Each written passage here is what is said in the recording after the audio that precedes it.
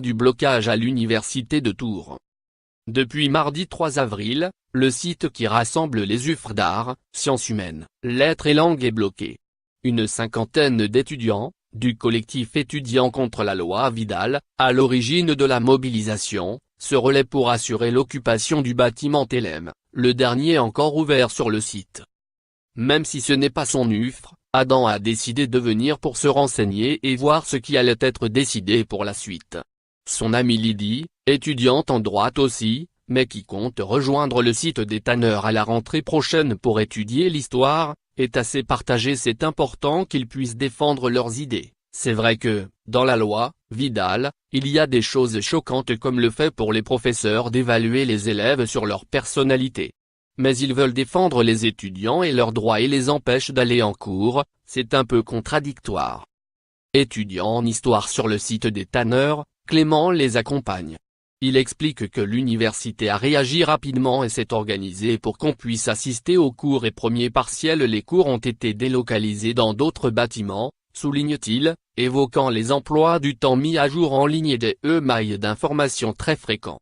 Mais à l'approche des partiels, il déplore la fermeture de la bibliothèque, où il a l'habitude de travailler.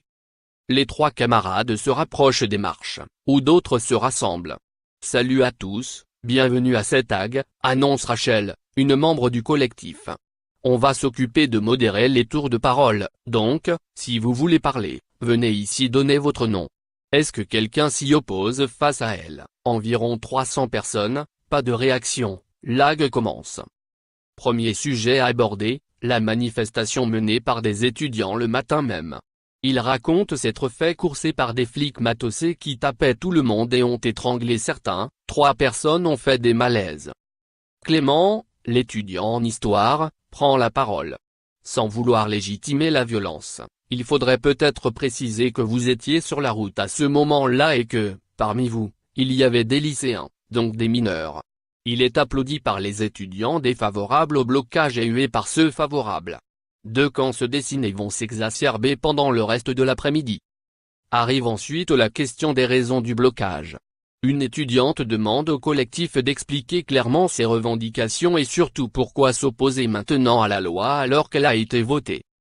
Un membre du collectif répond: on refuse qu'une sélection soit mise en place à l'entrée de l'université. En plus, imaginez pour les lycéens comme c'est compliqué, les lettres de motivation, faire les bons choix, etc. À côté de ça, il y a la question du financement de la recherche, les fameux labels IDEX, initiatives d'excellence, qui vont faire mourir les petites facs comme la nôtre. Le point central du débat reste la question de l'accès aux cours et aux examens. On ne veut pas 10-20 à nos partiels, lance un représentant du syndicat uni venu prendre la parole. On veut simplement aller faire nos examens. Donne une solution alors, l'interpelle une étudiante dans la foule. Votez la fin du blocage, rétorque-t-il. Et d'ajouter, sur un ton provocateur: laissez-nous étudier pour qu'on puisse réussir nos partiels, nous, au moins. Comme un match de ping-pong, chaque camp se renvoie la balle. Des propositions sont lancées: occupation un jour sur 2 et révision commune pour une membre du collectif, barrage filtrant et dépénalisation des heures sur tous les UFR pour un autre étudiant, ou encore reconduite du blocage du site, ainsi que blocage de la préfecture et des actions et manifestations plus théâtrales. Il est 16h15, après plus de 2 heures d'assemblée, certains s'impatientent et prennent la parole à la volée. Des éclats de voix tournent. Allez, on vote, scande un étudiant en polo bleu et lunettes de soleil. Vous attendez juste qu'on finisse par partir pour gagner le vote. La foule s'agite, les modérateurs demandent d'écouter les dernières prises de parole. Une étudiante monte sur les marches. J'entends que vous défendiez des causes, mais je vais vous donner quelques chiffres. J'ai un abonnement de train qui me coûte déjà 70 €. Si en plus je dois ajouter 20 € par semaine de bus pour aller sur les autres sites, ça commence à faire un peu cher, j'ai clairement pas les moyens. Léa, présente dans la foule, acquiescent.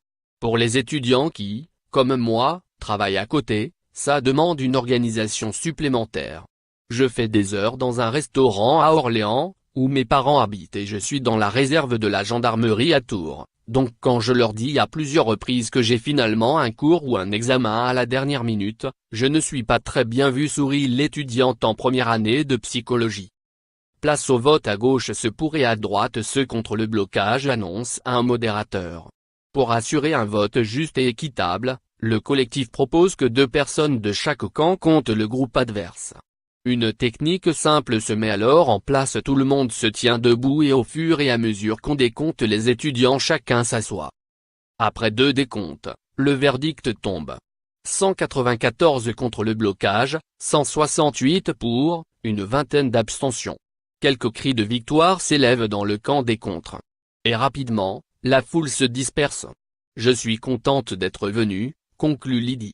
C'était bien de participer, il y avait des bons arguments des 2 côtés, avec des temps de parole. Rachel, membre du collectif, approuve.